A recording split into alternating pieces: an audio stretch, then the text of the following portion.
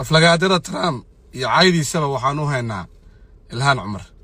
xalay State of Union ayuu khudbad ka jeediyay Trump. wuxuu la hadlayay aqalka sare ee aqalka hoose ee Mareykanka.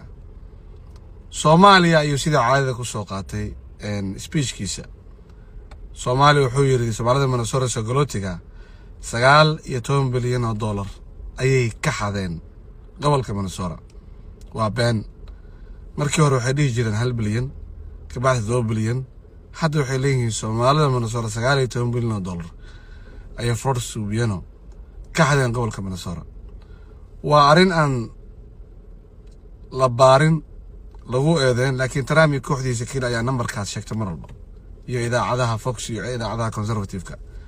markay Ilhaan Cumar oo goobta fadhiday ayaa tiri waxaa tahay beenaale dilay dad Mareykan Rene God iyo Alex Perry oo degmadeeda degan.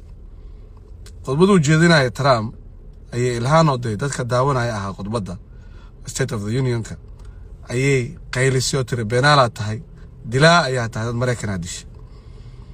marka Trump caydiisa annaga Ilhaan ayaa nooga difaacayso oo xalay si fiican ayay ugu dhax gashay khudbadiisa qabta Soomaaliya markii la soo gaaray iyo Soomaalida Minnesota markuu ku tilmaamay qaarkood dad immigrant oo dambiilayaal oo criminal oo dawladda federaalka arrimaheeda ka joojiyay. marka caayda Trump iyo aflagaadada Trump noo qabo Ilhaan Cumar ayaan u haynaa.